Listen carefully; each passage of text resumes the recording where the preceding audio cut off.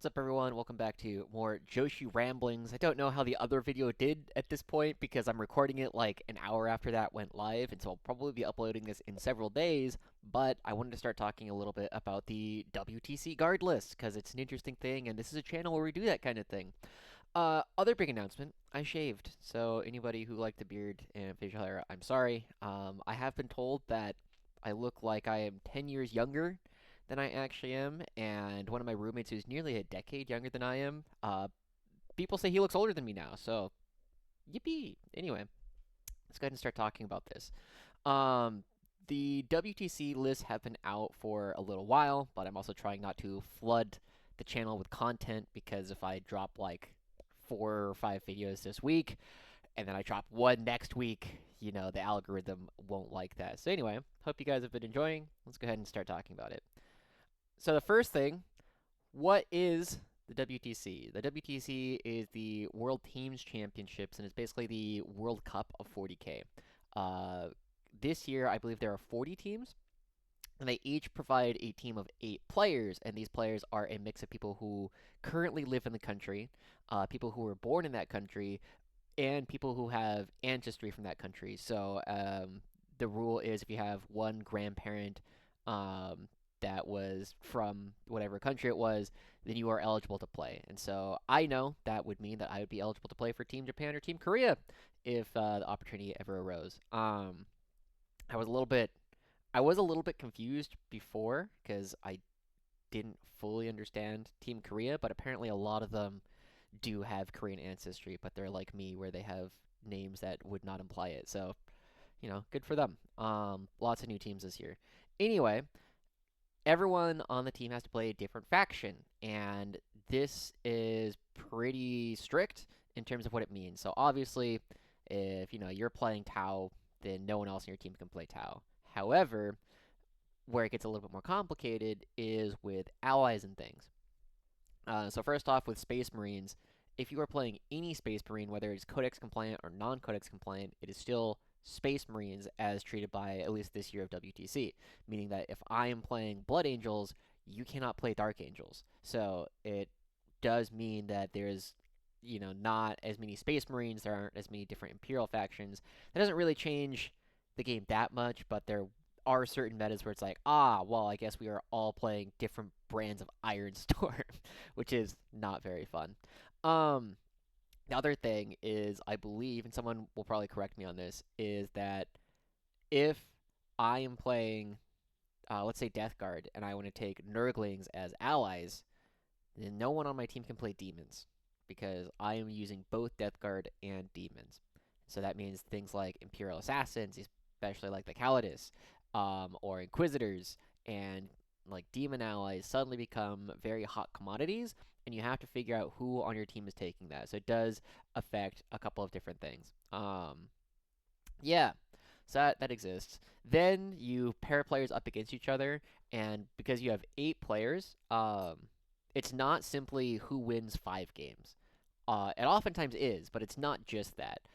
Basically, you're playing for every pairing will play a normal game of 40K where you will score normally. However, you aren't playing for just winning the table.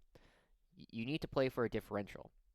And the simple version is that for every 5 points that you win by, you get another point. There are 20 points up for grabs. If you win by 5 points, or rather, if you win by 6 points, you will win 11 points for your team, and the other team will get 9 points. Up to a maximum of 20 points. So if you win by 51 points, your team will get 20 points, and your opponent will get no points for their team. And then you total up all those points, and whichever team has more points, that team wins. Even that, though, there's like a draw window. I don't know exactly what this year's draw window is, but like at my team's event, there are 100 points up for grabs on 5 tables, and you need to get 56 of those points for your team to win. If you got between 45 and 55 points, it was a draw. I'm not sure what the draw window is for this WTC, but for, plebes like me, like, whatever, it can kind of be what it is. Anyway, so the next thing I kind of want to talk about is you don't just really want to copy these lists just straight up. Like, obviously, these lists are strong, but they are being piloted, one, by some of the best players in the world.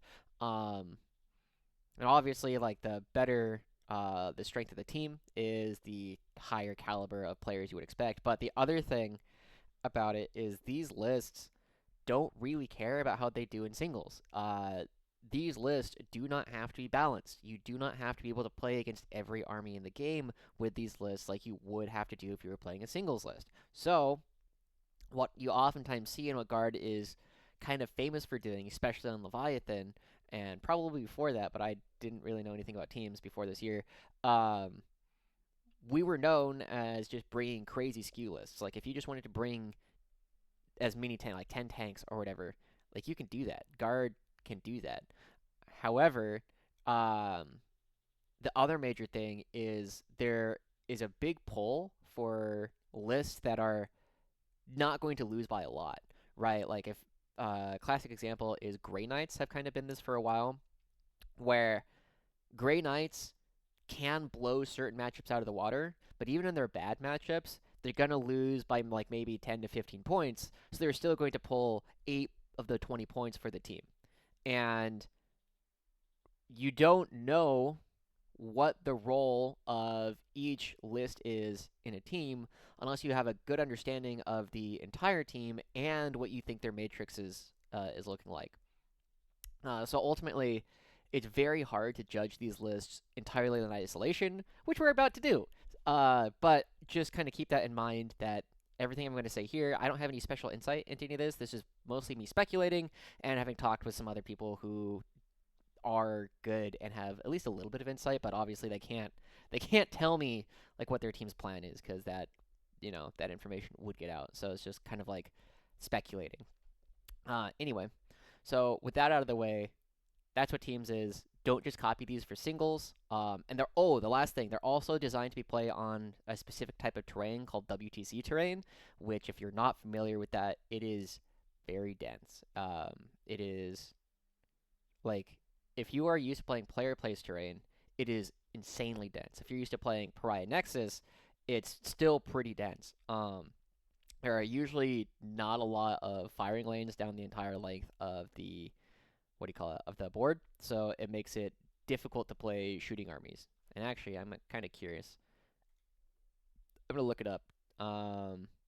Okay, Tower are doing like reasonably. There's plenty of Tau players, but there's also like there's a lot of Blood Angels players. There's a decent number of CSM players. Tyranids are fairly popular, and then Sisters and Thousand Suns are also very popular. Specifically, Bringers of Flame, which I have yet to play against, so we will find out more about that. Anyway, let's go ahead and start talking about the lists. So, the first one, we're going to go through them in alphabetical order, because that's the order in which I copied them from the giant PDF. So we're going to look at Team Belgium with, and I'm going to butcher so many of these names. I'm sorry. I think this is Gilles K. But anyway, Team Belgium. The other thing is that every team, there are 40 teams, and they were sorted into 10 pools. Or, excuse me, 40 teams sorted into 4 pools of 10. Basically, for all of the teams that have played at the WTC before, which is most of them, they are put in a certain pool, which is kind of like a seed, right? And each of the pools of teams, they'll be sorted into 10 groups of 4. You will take one team from pool 1, one team from pool 2, one team from pool 3, and one team from pool 4, with the expectation that the pool 1 teams are the favorites in each of those groups. So, whatever pool they're in has a little bit more prestige. The important caveat to this is every team that is new to WTC this year is in Pool 4, and I think there's only one of them in this video that is a new team who might not deserve their Pool 4, because they just don't have prior experience. Anyway, let's go ahead and talk about Belgium's list. You're going to notice a lot of commonalities with a lot of the lists today, but this one, Team Belgium, Lord Solar, Gaunt's Ghost, a Scion Command Squad with Kurov's Aquila, Batoon Command Squad, 1 unit 10 Catachan, 1 unit 10 Infantry with a Mortar, a Chimera, 2 Basilisks, 3 units of 6 Bulgarin, 1 Leman Russ Demolisher with Plasma Cannons, a Rogaldorn, a Scout Sentinel, and then 1 unit of 10 Scions with volley guns instead of melta guns. In general, the only time that I will talk about the, what do you call it, war gear is if I find it unusual, and maybe worth talking about. So the first thing I want to talk about in this list is that they are bringing Kurov's Aquila on a Scion Command Squad. Now, I have heard that there are people who are trying to bring the Calidus in singles as a way to just like you drop it down, and because your aura is 12 inches and deep strike is 9 inches, you can drop them down and prevent certain units from using defensive stratagems, in particular things like Armor of Contempt. And the Scion Command Squad is able to do that. That actually might be why they're bringing volley guns over melta guns, because everyone I've talked to has pretty much said in singles you bring the melta over the volley guns no matter what. However, with Kurov's Aquila, if you can turn off a lot of defensive stratagems, the increased firepower or the increased number of shots can make more sense. And this is, I'll speculate, I'll probably come back to this later, but I highly suspect that a lot of guard lists are being specifically designed to be good into Blood Angels, Sons of Sanguinius, and Renegade Raiders for CSM. So that means that suddenly, if you know you're shooting at Marines and you're going to get 5 shots with your volley guns and can turn off Armor of Contempt, suddenly becomes a lot more valuable. However, overall, this list looks fairly standard, all things considered. You have the Rogaldorn, you have the Demolisher, you have a lot of firepower that way. The 2 Basilisks are also here to slow things down. And then, like I said, probably the most interesting thing is the fact that this list is bringing a Scion Command Squad with Kurov's Aquila. And the 2 Basilisks. So, ultimately, fairly well-rounded, but you notice that there's a lot of damage 2 and damage 3 weapons being brought on the Rogaldorn, and the Demolisher has the plasma cannons, which means that it's not as good at just, like, running itself in to melee, because it can't shoot at things in melee with itself. It has to shoot out with those blast weapons. But you have the Bulgaria, you have a strong screen, you have the Basilisk to do damage. Pretty standard stuff. I don't really have any notes on this one. The only thing that I would look at you guys, if you're planning to take this to your own, like singles, consider something else other than the Basilisk, unless you have a lot of Blood Angels and Orcs and Renegade Raiders in your area. Okay, next, let's talk about Team Bulgaria, which has Pavel Yanachkov. Pool 3 coming this one, so a bit of a lower seed. This is, as you can see, pretty similar in a lot of ways. The biggest difference is, one, Scion Command Squad doesn't have Kurov's Aquila, but instead of the Demolisher and the Basilisks, we're bringing a little bit less Bulgarin. We're bringing in a Kazarkin and a Battle Tank and Exterminator instead of the Demolisher. So a very similar thing overall. The Battle Tank and Exterminator fulfill a similar role. However, this unit or this army also has a unit of 5 Scions for a little bit of extra scoring. Is there anything else that's really interesting? Nope, pretty similar overall. You're going to notice that a lot of these are fairly similar. I do like the Exterminator. I've become a much bigger fan of it on Pariah Nexus than I was on Leviathan because of our change to Born Soldiers and the fact that the Rogaldorn got better when it went down in points. Also, the fact that it has lethal hits now, which makes up for some of the issues that it was having before. But, yeah, this is a very similar thing. You'll notice that there's a lot of damage 3, and I mean a lot of damage 3. The Battle Tank main gun, the Exterminator main gun, the Rogaldorn main gun, and the Pulverizer belly gun, all damage 3. Like, this is really, really good at killing Sons of Sanguinius and Chaos Space Marines. So, makes a lot of sense there.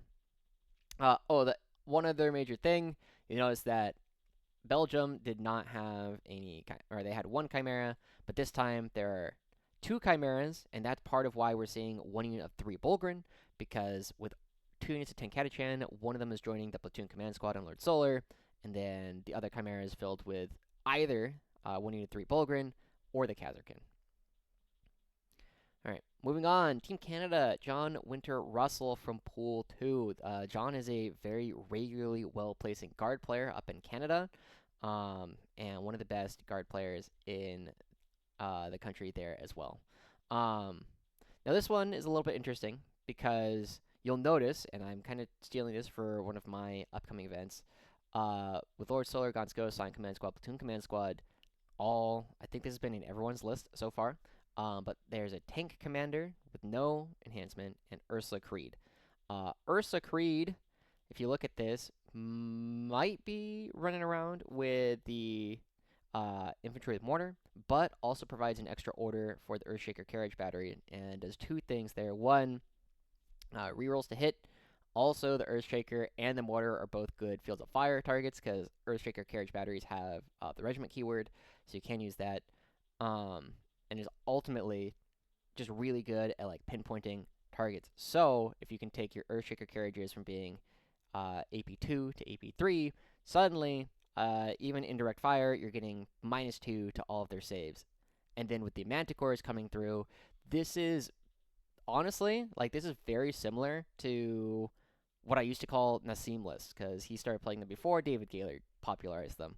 Either way, like, you got two Manticores, an Earthshaker Carriage, and then you just have units that kind of play the midboard.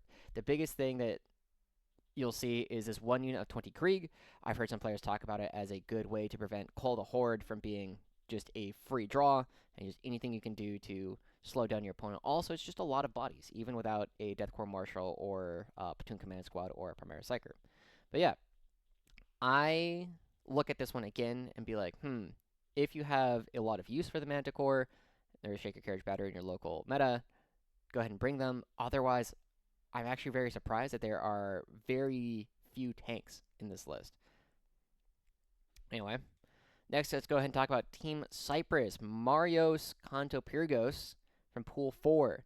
Now this one I found rather interesting, and one of the things that I was rather interested about was the fact that his Hellhound has a multi-melta.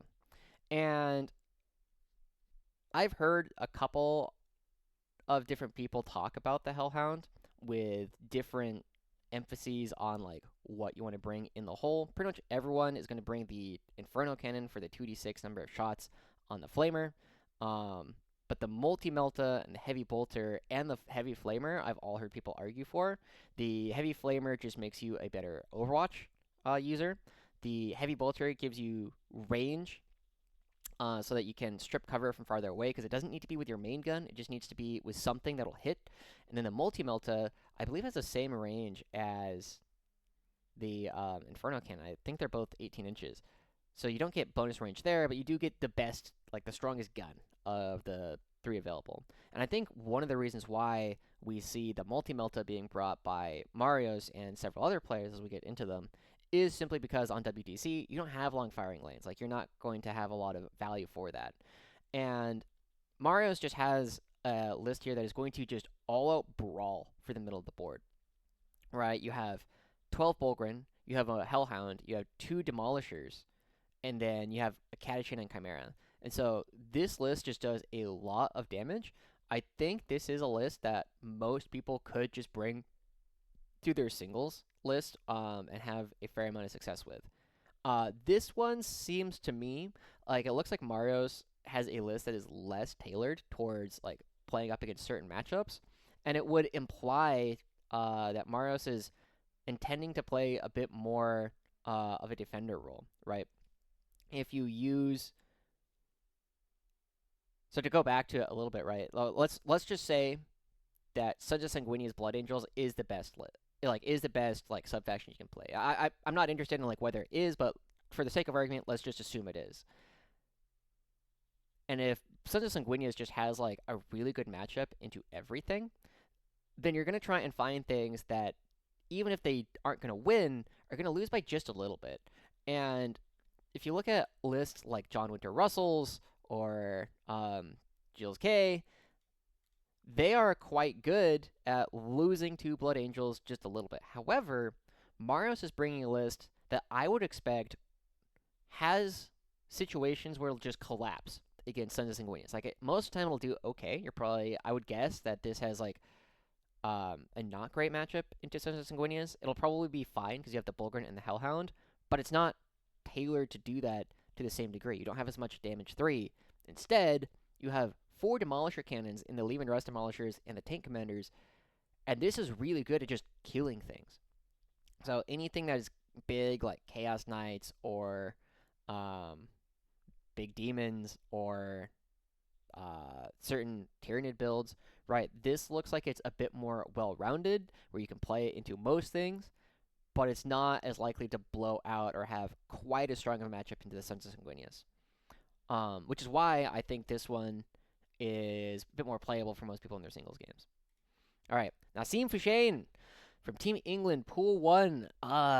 This guy set the meta for most of Leviathan. I think at least since January of 2024, and for 6 months, everyone was playing the Nassim lists. Okay, this list is fascinating though, because it's got Lord Solar, Gaunt's Ghost, Cadian Command Squad, instead of Platoon Command Squad, so you can put Cadians on it, so that Lord Solar, if you have good matchups for it, Lord Solar and the Cadians can leave the home objective faster. 3 into 10 Catachan, 2 Chimeras, so 2 of them will be filled with Catachan, 2 Tank Commanders, 1 with Grand Strategist, which is fascinating, and then 2 Hellhounds, both with Multi-Melta, 2 Kazarkin, and 3 Bulgrin, or 3 into 6 Bulgrin. This list, just like we said before, this list brawls for the middle of the board. You have Bulgrin, you have Hellhounds, you have Kazarkin, and these have all been units that we have used in the past and still do in order to control the center of the board, in order to control the middle objective and fight for that. Also, the Catachan and Chimeras. Like, this list is just straight up set to all-out brawl. However, this list, I think, is maybe the most teams list of all the lists I've seen. If you are intentionally trying to target lists that also brawl for the middle of the board or trying to push you into your home objective and into your deployment zone, this list puts a stop to that, like 100%. However, I would worry that this list can just get shot off the board by certain armies. So looking at this, I would be loath to play this into something like Tau, especially because so many of their suits can just run in. They can charge your Bulgrin, they can charge your Hellhound, and then they can leave because they have fallback and shoot. And as long as the Bulgrin and the Hellhound, which are never realistically killing like a Riptide in combat, like this list is going to struggle into that kind of thing. So this seems like a very heavy teams focused list and not one that I think would be easy to pilot in a singles environment. But yeah, same thing. This one has the multi-melta on the Hellhound again because I think that on WTC terrain you aren't nearly as worried about just long range like peeling cover, especially since he doesn't really have long range shooting. The longest range shooting he has is like a couple of las cannons, cool. And then the tank commanders are 24 or 18 inches anyway, so you don't need the bonus range coming out from the Hellhound in order to strip cover from even farther. Make sure to stay hydrated, homies. All right. Team France, Nicolas Seguier. Seguier. That's what we're going to go with. This looks like a list that you could just plop into singles, like, right away. Not going to lie. Lord Solar, Platoon Command Squad, Silent Command Squad, Ursula Creed. No Gaunt's Ghost, which are in, I think, 6. I would guess off the top of my head. I'm not going to go back and count. In most of the list for WTC, Gaunt's Ghost is in most of them. However, Catachan, Chimera, Torox, Bulgrin, an Earthshaker Carriage, and a Basilisk, 2 Dorns, a Scout Sentinel, and 1 unit of 5 Scions with a volley gun instead of a melta gun. Same thing. I do kind of wonder if this feels like a tech piece. And the other thing that I'm told about this list, I don't, like, I haven't fact-checked this. I just have one source that has told me this. The Scion Command Squad and the Scions are going into Torox, and that is not a typo. It is not a Torox Prime. It's just a normal Torox. And the cool thing that this does is, so Torox moves 12 inches by itself. If you give it move, move, move, it moves 15 inches, and then you can disembark an additional 3 inches. So altogether, that is 18 inches of functional movement where you can just move, drop your guys out, guys go pew pew. However, the Torox also has a special rule that says that you can disembark and still shoot after the Torox has advanced. So you get 18 plus d6 inches of movement on your Scions. And one of the things that this does is because there's a lot of L-shaped ruins on WTC, you can drive your Torox up to a wall, disembark guys on the other side, and you don't have to worry about not being able to deep strike them. And I think this feels like a tech piece specifically designed for WTC terrain. But it is very interesting because the rest of it looks fairly normal. The Basilisk and the Earthshaker Carriage, potentially the most interesting other pieces in the list. The Earthshaker Carriage is nice, especially if you have Ursula Creed, because you can use Fields of Fire from the Earthshaker Carriage for 1 CP, as long as Ursula Creed is nearby. And also, you can reroll the number of shots on it if you want to, if you don't feel like you need the extra AP. So, cool list, cool tech coming out from Team France. Otherwise, like we said, Rogodorn, Bulgarian, Catachan, and Chimeras, pretty normal stuff. I think you could have success with this in your games. The biggest thing is I would need to test. I would need to get games on the Scions in a normal Torox, because I'm used to seeing the Torox Prime as a cool tech piece, but not here. Anyway, next. We have Team Italy with Eduardo Rinaldi. Pool 2. This list is actually very similar to something that David Purcell has also played at his team's event, where he went 99-1 in terms of score that he brought to his team. But yeah, Lord Solar, Gonskos, Platoon Command Squad, Scion Command Squad, 3x10 Catachan, 2 of those are going in Chimeras, an Armored Sentinel, Talon Rough Riders, 2 Hellhounds with multi-meltas, 3 Battle Tanks, 1 Exterminator, and 1 unit of 5 Scions. So the biggest thing to note here is that Eduardo is not bringing any Bulgrin. Again, something similar to what David Purcell has done. But you are bringing a unit of 3 Armored Sentinels to just kind of do similar things to the Bulgrin. You're bringing 2 units of Catachan and Chimeras. And then, because you don't have a tank commander, you have Lord Solar, whose orders are kind of stretched thin. And if you also brought Bulgrin, like, his orders would be stretched super thin. You would absolutely need to bring a tank commander in order to support Bulgrin as well as all of these tanks that he is going to be playing. So that's part of why I'm expecting Eduardo is bringing the battle tanks, because when they have rerolls against things on objectives, they don't need to be on, or they don't need orders nearly as much because they have a 75% hit rate as opposed to a 75% hit rate without an order, and then a 50% hit rate with an order. So that's coming through. Also, I believe the only list that is bringing Rough Riders. This one is interesting to me because I think this is the only list that isn't very much intended. Oh, so Eduardo and Marios, I believe, are the only 2 teams that are not building their guard list with the intention of just fighting Sons of Sanguinius and Renegade Raiders. That's speculation. Like, this is an interesting list that looks like Eduardo is being intended to be a defender and to try and play the most open map so that the battle tanks can really be useful. Anyway. Alright, Team Mexico, Sebastian Flores Diaz, Pool 4 with an asterisk, because Sebastian and Team Mexico, this is their first year at WTC.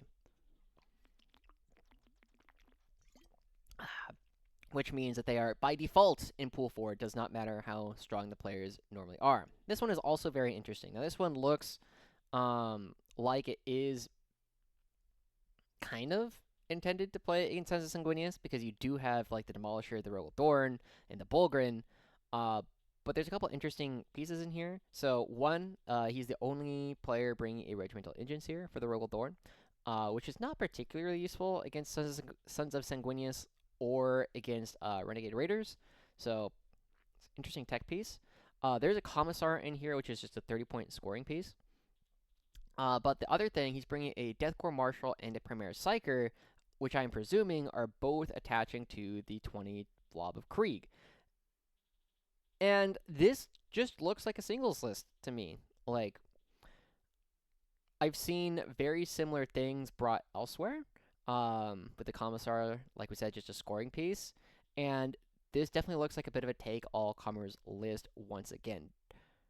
Because it is Pool 4, I'm not as familiar with how this team is used to playing teams. So this looks to me like something where you would use it as first, maybe second defender, where you just take off some, like, list that you don't think your team is going to do particularly well into. But that's speculation. Okay, Team Netherlands, Christian Domberg from Pool 1. This is, like, anti-Suns tech. 18 Bulgrin, Earthshaker Courage, a Hellhound, 2 Dorns, 2 units of Catachin and Chimera, like 3 units of Scions for scoring, and Gaunt's Ghosts. This team, like, this is a list that looks to me like it is built to just lose, but not lose by a lot, right? You're going to score some good points with Gaunt's Ghosts and Scions every single turn. Um, you only really have Catachan and Scions that can be used as reinforcements targets. Um, Christian is bringing the Heavy Bolter on the Hellhound for the long range stripping of cover, but this is looking to me like a pretty standard all-round defensive list, defenders list, and I would take this one to singles, pretty much as is. Like, no real notes. Just if you guys want to play this one, go for it. I do like that the one real target for the platoon command squad regiment order is a single Earthshaker carriage. So you always know where that order is going. It's going to be hitting on 4s, and then you slow people down across the board. But yeah, a little bit interesting, like I said, because this is a Pool 1 team. This team has had a lot of success in the past. And if we compare to, so Team France, this one is also kind of a take all comers with like a little bit of an interesting tech piece. And then this one is absolutely like I would never really consider playing this one in singles without having grinded it out beforehand. And then I thought there was another one. But no, but like the Pool 2, Pool 3 teams are definitely bringing targeted. And then Nassim looks to be bringing a targeted. But as we've seen, France and now Netherlands seem to be bringing more like all-rounder guard list. So just kind of cool to note that. Again, all of these signs, though, are bringing volley guns instead of melta guns, which I'm really interested in. I suspect they're mostly going to be just dropping down and doing actions, so the guns they have don't matter as much. And no matter what, regardless of whether you're bringing volley gun or melta, like it just kind of moves the needle just a little bit, and that's about it. But it is interesting to note that. Otherwise, cool list from Christian. I would look to play this in a singles game as well. All right. Last one, we have Team Norway with Kjetil Andre Liknes in Pool 3. And this one is, again, feels fairly targeted, especially into, like, Marines. So this is probably a list that is good into 1,000 Suns. This list should probably be good into Suns of Sanguinius and Renegade Raiders, simply because you have the Bulgrin, the Earthshaker Carriage, and the Manticore. And then one big unit of Scions, and then 2 little units of Scions. And then the Deathcore Marshal with the Krieg. This is just a lot of plasma and damage 2 and damage 3 shooting.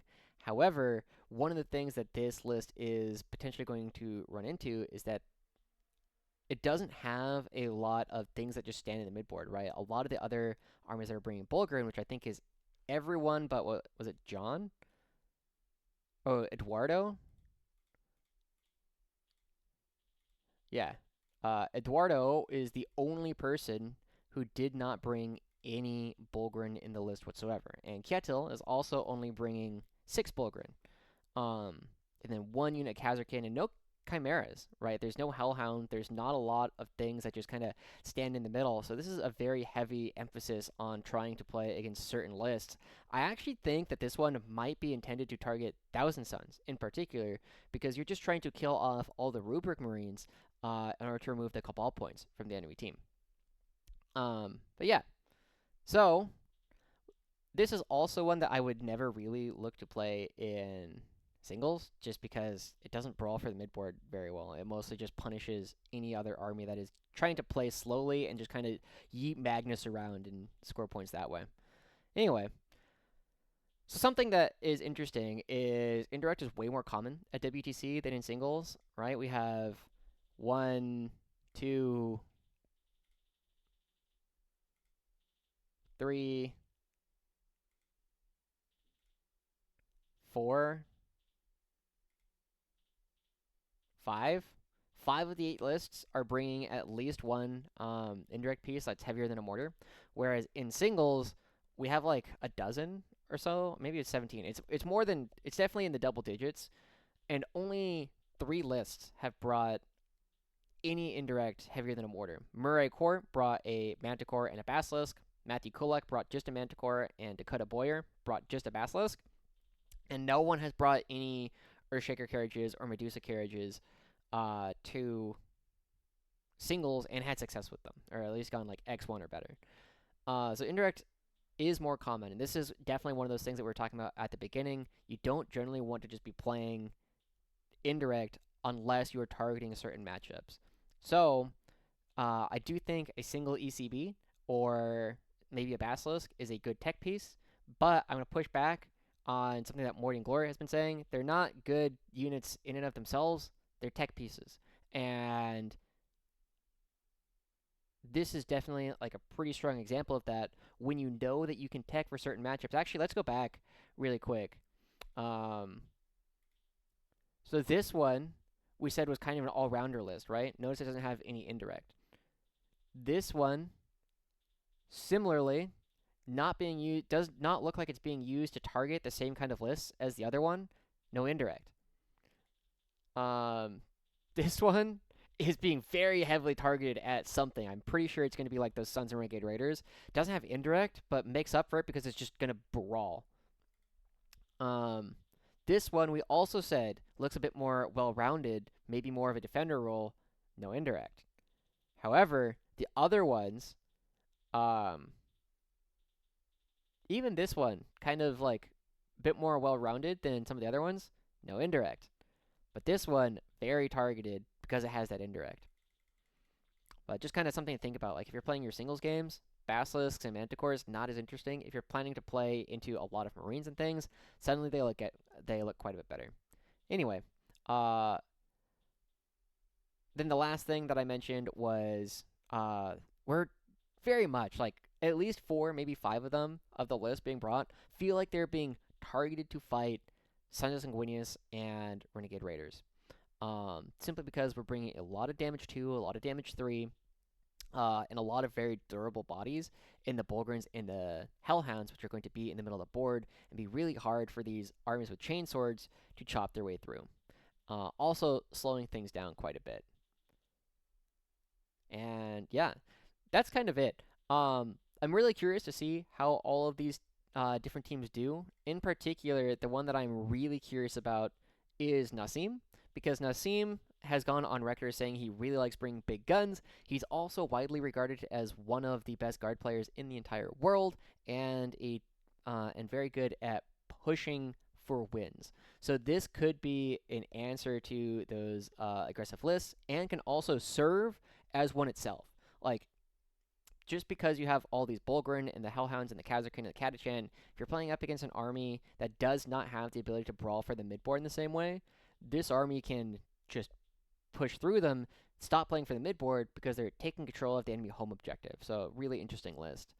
But yeah, anyway, really curious what y'all think. Is there a favorite list on here? Is there anything you think I missed? Is there any like typos in here? Let me know what you guys think. Also, like I said before, let me know what you guys think of this format of video. This is not really scripted. I just kind of go through things as I see them and have thoughts that way. My current plan for this kind of thing is to do more of it if I see interesting questions on Reddit or brought up in a Discord somewhere, or if you guys have interesting questions to just kind of talk about them. I'm going to continue doing things like Officer Training School in a much more targeted way, where much more prepared, much more has a script, and the kind of thing where I will talk to other strong guard players before I bring any of that kind of information to you guys, because I want to make sure that those videos are not just my opinion, that they are at least some sort of consensus amongst the strongest players. These ones I'm much more okay with just being my opinion. So let me know what you guys think about all this, and I'll see you guys soon. Bye-bye.